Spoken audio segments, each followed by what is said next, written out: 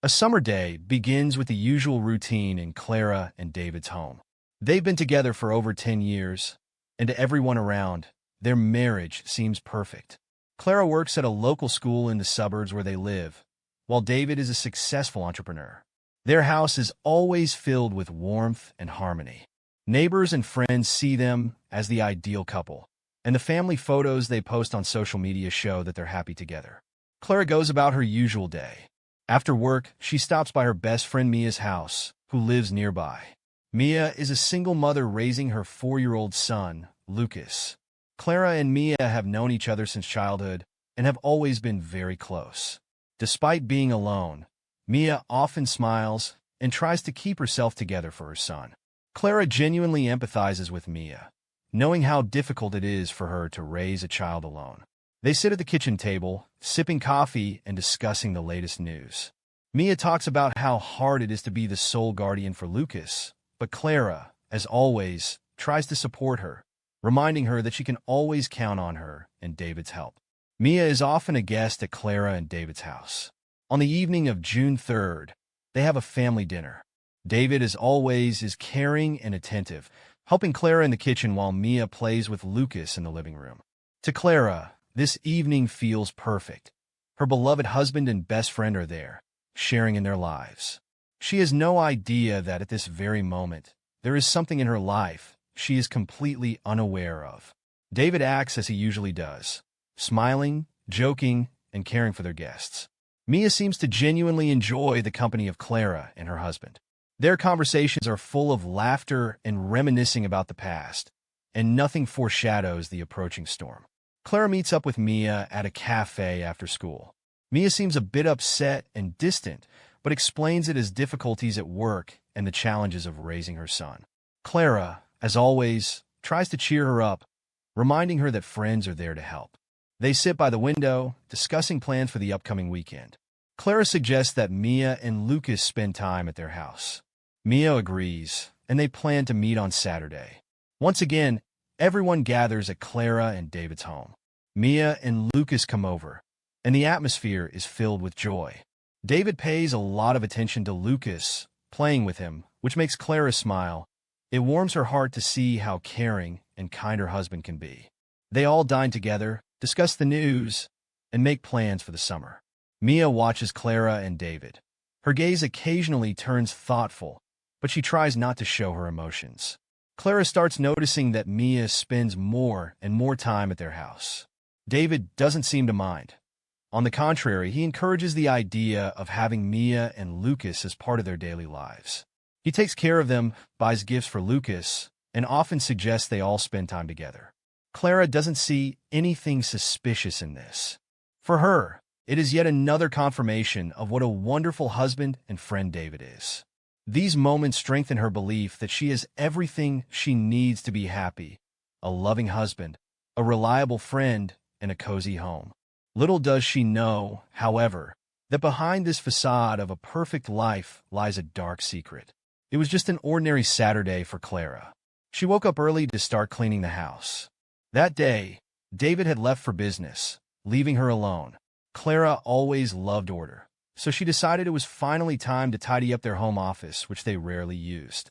The office was more of David's territory, where he kept his documents, books, and work materials. While sorting through the shelves and organizing papers, Clara came across a stack of folders.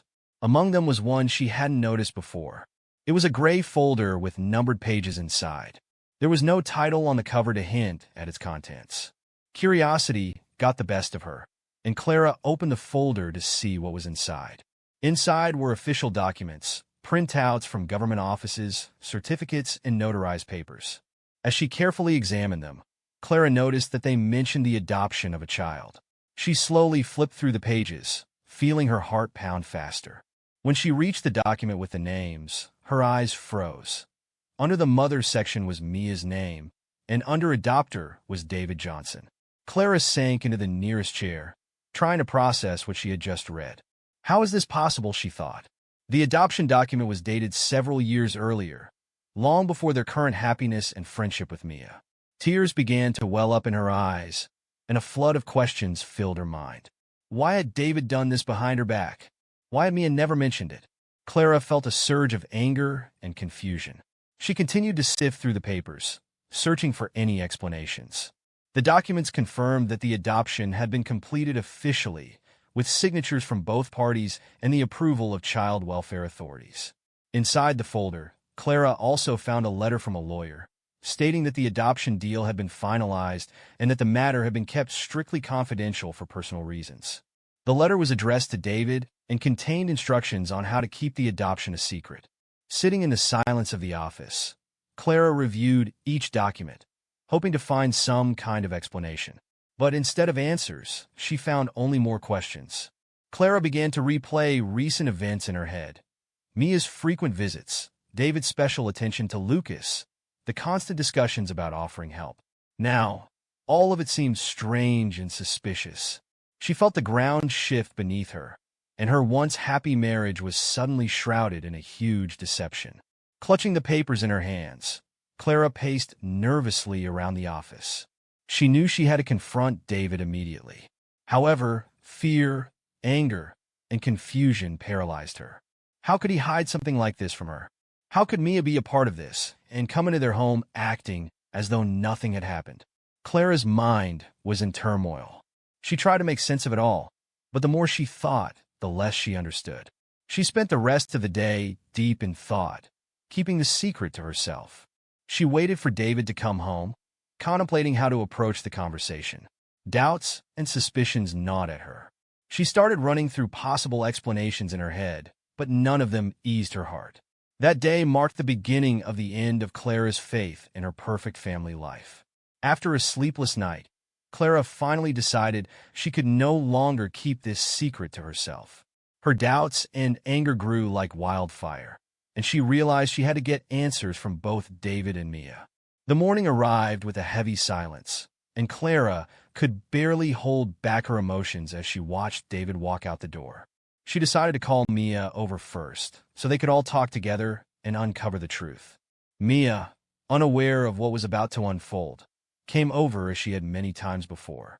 David was in his office when Clara, with determination in her eyes, invited Mia inside and asked her to sit in the living room. The room was filled with tension, and Clara's nervousness was clear. Mia noticed her unease and sat down, asking what was wrong. Clara walks out of David's office, clutching the folder of documents she had found the day before. Her hands are trembling, but she clenches them into fists, trying not to reveal her emotions. "Can you explain this to me?" she says, throwing the folder onto the table in front of Mia. David steps out of the office upon hearing the conversation, his face instantly turning pale. A heavy silence fills the room. Mia slowly opens the folder and glances through the documents, realizing the truth has come to light. David remains silent, struggling to keep his emotions in check, but his hands are visibly shaking. Clara stands nearby, waiting for an explanation. Her heart is pounding so loudly, it feels like it's echoing throughout the entire room. Under the weight of the scene, Mia finally begins to speak. She looks at Clara with deep regret in her eyes. "It's true," she starts quietly, avoiding Clara's gaze. Taking a deep breath, she continues, "A few years ago, when I was going through a rough time, David and we got close. It was foolish, and I immediately regretted it, but then I found out I was pregnant." Clara listens, feeling her world collapse around her. She turns her gaze to David, who has been standing with his head lowered the entire time. "I couldn't keep the child, but I also couldn't raise him alone," Mia says, holding back tears. "We decided that David would adopt him to avoid a scandal and to not destroy your life." Clara freezes as Mia finishes her words. It now becomes clear why David had hidden this secret and why Mia never mentioned Lucas's father. David lifts his head and, trying to stay calm, addresses Clara. "I did it for us. For our marriage. I knew that if you found out the truth, it would destroy us, so I decided to keep it a secret." Anger and pain surge through Clara. She screams, accusing David and Mia of betrayal and deceit. She demands to know how they could come into her home, look her in the eye, and act like nothing had happened. Mia cries, attempting to explain that they did it for Lucas's sake, so he could have a complete family. The scene turns into emotional chaos. Clara, shattered, storms out of the room, leaving David and Mia alone with their fear and guilt. Her world is in ruins, and she has no idea what to do next. This truth that has surfaced marks the beginning of a true nightmare that they will all have to face. After the morning confrontation, the Johnson house is filled with an oppressive silence. Clara, still in shock, sits in the living room, unable to comprehend what is happening. Questions whirl around in her mind. How could they? How could her husband and best friend betray her like this? David paces around the house, trying to find the words to explain his actions. Mia sits in the corner, hiding her face in her hands, feeling the weight of guilt and shame. An hour of silence passes before Clara explodes. She can no longer contain her anger and pain. How could you? She yells at David, unable to hold back her tears. You destroyed our life. You destroyed everything. David tries to approach her, but she pushes him away. Clara turns on Mia, shouting, You were my friend. How could you? David steps between them, trying to calm Clara down. Understand, I did it for our family, he says, attempting to justify himself. I didn't want everything to fall apart. I thought I could control the situation. His words only fuel Clara's rage. Control? You call this control? You've been lying to me for years, she screams, feeling her world collapse. Mia finally lifts her head. She is in tears, but her eyes show determination. Clara, I know this is awful, but I've been in love with David from the very beginning, she admits quietly. When I got pregnant, I thought he could love me and the baby. I hoped everything would change, but he said everything he did was for you. Clara is stunned by this confession. She realizes that her marriage has become a victim of futile hopes and manipulation. David tries to explain, I never wanted to betray you, Clara. I thought I could keep our life intact if I kept everything a secret. The emotions in the room reach a fever pitch. Clara, unable to handle all these revelations, grabs a vase from the table and hurls it against the wall, near David. Do you think excuses will save you? She screams. Mia, in turn, starts sobbing, begging Clara for forgiveness. David understands that his justifications are only making things worse. He lowers his head and sits down on a chair, desperately trying to find a way out of this chaos.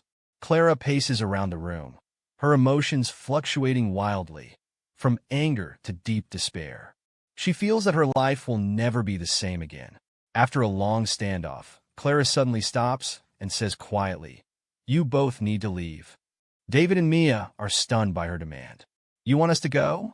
David asks in surprise. Yes, Clara responds firmly. You both betrayed me. I need time to figure out what to do next. Leave and give me some space. David and Mia exchange glances, not knowing what to do. But at that moment, they realize Clara has already made up her mind. 2 days have passed since the explosive scene in the Johnson household. Clara, trying not to go insane from the pain and betrayal, attempts to distract herself, but her thoughts keep drifting back to that conversation. She feels there might be more between David and Mia that they haven't revealed. Suspicions and doubts eat away at her from the inside. In a desperate attempt to find answers, Clara decides to check David's phone. She knows he has a second phone, which he supposedly uses for work, and that he always hides it in his office. That day, David leaves for work, and Clara begins her search. She enters the office and starts rummaging through the desk drawers. Deep in one of the drawers, she finds the hidden phone. With difficulty, she enters the passcode, assuming David uses one of his usual combinations. Her hands tremble as the phone unlocks. The first thing that catches her eye is dozens of messages from Mia. She opens the chat and starts scrolling through their conversations. The messages date back to when she first became friends with Mia. A sense of horror and fury builds up as she sees that they continue to communicate in secret to this day. The texts are filled with candid confessions, hints at secret meetings, and even discussions on how to keep everything hidden from Clara. Tears start streaming down Clara's face as she sees the photos, David and Mia together, smiling, holding hands. This was not just a one-time mistake. This was a betrayal that had been going on for years. They had hidden not only the adoption, but also their ongoing affair. She finds recent messages in which Mia writes about missing him, and David promises to find a way to meet. Clara feels her rage starting to boil over. She closes the phone and throws it onto the desk. Scenes from the recent past flash through her mind. David's caring gestures toward Mia, their secretive glances, the frequent closed-door conversations. She realizes that all this time, she had been deceived, and they had been playing on her trust. Instead of succumbing to despair, Clara feels a surge of rage. Her emotions start to transform into a thirst for revenge. She doesn't want to simply walk away and leave everything as it is. They have to pay for what they've done. They need to feel the same pain she's experiencing. A plan slowly forms in her mind, a dark, calculated plan that she is determined to execute to punish them both. Clara locks herself in the bedroom and begins plotting out every detail. She recalls all the little things David and Mia have told her. She knows where they usually meet, how they plan their secret calls. She realizes that she has enough information to plan her move in such a way that no one will suspect what she is about to do. Clara starts preparing, firmly deciding that this time, she will take control of the situation. Her gaze is now cold and focused. She is no longer the victim. She is the hunter, ready to strike at the most unexpected moment. It's June 30th, the day that will change everything. Clara, having meticulously planned her move, prepares for the final meeting. For the past 2 days, she has remained calm, leading David and Mia to believe she has started to come to terms with everything. The day before, she called both Mia and David, saying she wanted to meet and discuss things, to try and find a way out of the situation together. Clara emphasized that she didn't want any more conflicts and insisted that the conversation should be peaceful. Both of them agreed, albeit with some suspicion. However, the desire to end this prolonged nightmare won out, and they decided to come. The house is set up for dinner. Clara sets the table, lights candles, and fills glasses with wine. She does everything to create the illusion of a calm, family dinner. But inside her, a volcano of anger is raging. She carefully hides a knife under the tablecloth, preparing for what is to come next. David and Mia arrive almost simultaneously. Entering the house, they feel the tension in the air, but outwardly, Clara remains cold and composed, smiling as if everything is fine. She invites them to table, offering drinks and appetizers. Everything seems normal, but each of them feels like they're sitting on a powder keg. Dinner begins. The conversation starts off calmly, mostly about everyday things. But soon, the atmosphere grows heavy. Clara makes a few veiled hints that make David and Mia tense up. She mentions moments from their messages, events only she could know about from observing their secret meetings. Suddenly, Clara sets her fork down on the table and looks directly into David's eyes. "So, how did it all start, David?" she asks, cold and direct. An awkward silence follows. David starts to make excuses, trying to explain that it was all a mistake, that he never meant to hurt her. Mia lowers her head, her hands trembling with tension. She knows there's no more hiding. The verbal sparring intensifies. David raises his voice. Mia tries to intervene, but Clara doesn't let them say a word. She unleashes a torrent of accusations, pouring out everything that's built up over the past few weeks. Mia also loses her composure and starts shouting back, justifying her actions with her love for David. She admits that she hoped she and David could be together. Clara looks at them, her face contorted with pain and rage. "You both betrayed me," she says, her voice quivering with fury. Mia tries to speak again, but Clara raises her hand, demanding silence. At that moment, a silence falls, lasting only a few seconds. But in those seconds, Clara feels everything inside her tearing apart. She grabs the knife from under the tablecloth and, in a fit of rage, lunges at Mia. It all happens so quickly that David doesn't have time to react. The knife in Clara's hand gleams in the candlelight for a split second before plunging into Mia's side. Mia lets out a scream, trying to push Clara away, but Clara is like a woman possessed. David finally snaps out of his daze and lunges at Clara, trying to wrest the knife from her hands. A chaotic struggle ensues, filled with screams and the sounds of a frantic fight. Clara, consumed by fury and desperation, continues to fight, oblivious to everything around her. Blood begins to drip onto the floor, mixing with shards of broken dishes and spilled wine. Mia, immobilized and shocked, collapses to the floor. David, breathing heavily, finally manages to wrest the knife from Clara's grip and throws it aside. The room fills with silence, broken only by ragged breaths and quiet sobs. The room echoes with a dull hum and the sound of breathing. David stares in horror at Clara, who stands over Mia, her hand trembling as she grips the knife. Mia writhes on the floor in pain, blood quickly pooling on the wooden floor. David rushes to Mia, trying to help, shouting, "Are you insane, Clara? What have you done?" Clara, overcome with despair and fury, takes a few steps back. Her eyes are filled with pain and rage, and her hands tremble, holding the bloodied knife.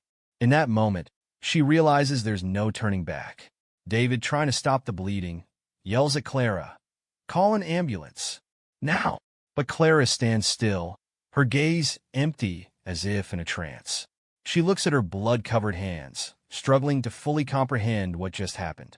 Suddenly, her expression hardens, and a thought forms in her mind.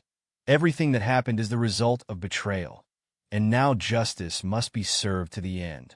Realizing that Clara is in a dangerous state, David slowly rises from the floor. He tries to approach her, extending his hands to grab the knife. But Clara straightens up abruptly, raising the knife, ready to defend herself. "Clara, please put the knife down," David pleads, trying not to make any sudden movements. "We can fix this, just let me help." But his words only add fuel to the fire. Rage boils within Clara. She screams, "Fix it! You betrayed me. You destroyed everything we had." At that moment, the tension reaches its peak. Clara lunges at David with the knife. He tries to dodge and grab her arm, but Clara fights back desperately, trying to strike him. They both fall to the floor, and a chaotic struggle ensues. Furniture topples, objects fly in all directions. During the struggle, David manages to grab Clara's hand, but she, mad with fury, twists his arm. The knife slips and plunges into David's side. He lets out a muffled groan, his face contorting with pain. Clara freezes for a moment, realizing what she's just done. David releases her hand and collapses to the floor next to Mia. He breathes heavily, trying to hold the wound, but blood quickly seeps through his fingers. "What have you done?" he whispers, looking at Clara with horror and despair. Clara stands over the bodies of her husband and best friend. Her heart is pounding in her chest, her hands are trembling, and her eyes stare into emptiness. A look of horror and shock flashes across her face. She slowly sinks to her knees, throwing the knife aside, and covers her face with her hands, sobbing. Her mind finally begins to grasp that she has just destroyed her life and the lives of those she once held dear. The room is filled with the sound of her sobs as the blood continues to spread across the floor. Mia is no longer showing any signs of life, and David breathes in short, ragged gasps, fighting for each breath. Clara sits amid the chaos and blood, realizing there is no way back. Clara sits on the floor in the middle of the living room. Her legs slide through the pools of blood that have spread across the wooden floor, mixing with shattered dishes and overturned furniture. Her gaze is fixed forward, but she sees nothing. Her head spins from shock and horror, her breathing growing rapid, as if she's about to lose consciousness. Nearby, in the shadow of the overturned table, lie the lifeless bodies of Mia and David. Clara can't bring herself to turn her head toward them. She knows this isn't a dream, not a nightmare. This is the reality she has created. Dried blood coats her hands, her dress is stained, and the knife she just dropped lies on the floor, its shiny metal now covered with a dark crimson crust. The silence in the house is deafening. Only the muffled sounds of traffic from outside can be heard through the walls. Clara covers her face with her hands, trembling from the tension and horror. She feels a lump rising in her throat, but she can't scream. All the emotions that had boiled within her have drained her completely. Her head drops, and her eyes fall on the pictures hanging on the wall. In one photo, it's her and David on their wedding day. They're smiling, holding each other, looking so happy and carefree. In another, it's Clara and Mia, sitting in the kitchen with glasses of wine in their hands, laughing over some long-forgotten joke. The photographs seem like ghosts from her past, reminders of what has been lost forever. Suddenly, Clara hears the distant sound of sirens. It's like a thunderclap shattering the silence. The police sirens grow louder, and Clara's heart begins to pound in her chest. She realizes someone has called the police. The Johnsons live in a quiet neighborhood, and loud noises in the evening immediately catch the neighbors' attention. The screams, sounds of a struggle, and breaking dishes had clearly alarmed them. Fearing that something terrible was happening, one of the neighbors had called the police, reporting a possible domestic violence incident. Clara understands this is the end. She slowly tries to stand, but her legs give out, and she falls back to her knees. Tears well up in her eyes, sliding down her cheeks and soaking into her blood-stained clothes. She breathes deeply, trying to comprehend that her life is now utterly ruined. This isn't just the end of a relationship or a family. It's the end of her future, her hopes, her very self. The headlights pierce through the curtains, casting long shadows across the room. Clara hears the police car screech to a stop in front of their house, and for a moment, she freezes. Her gaze shifts back to the photographs. How did it come to this? Flickers through her mind. She remembers the days when they were happy, when the house was filled with laughter and joy. But now, all of that is drowned in blood and pain. The police break down the door. Clara hears them shout, warning her not to move.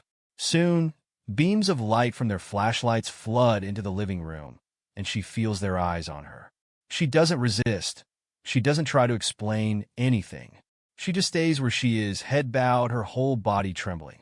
The officers rush toward her, ordering her to lie down on the floor. They put handcuffs on her, and Clara mechanically obeys every command as if she no longer exists in this world. She feels the cold metal around her wrists and knows that it's all over. They lead her out of the house. She glances back one last time at the living room, at the corner where everything had once seemed perfect, now shadowed by the deadly tragedy that remains.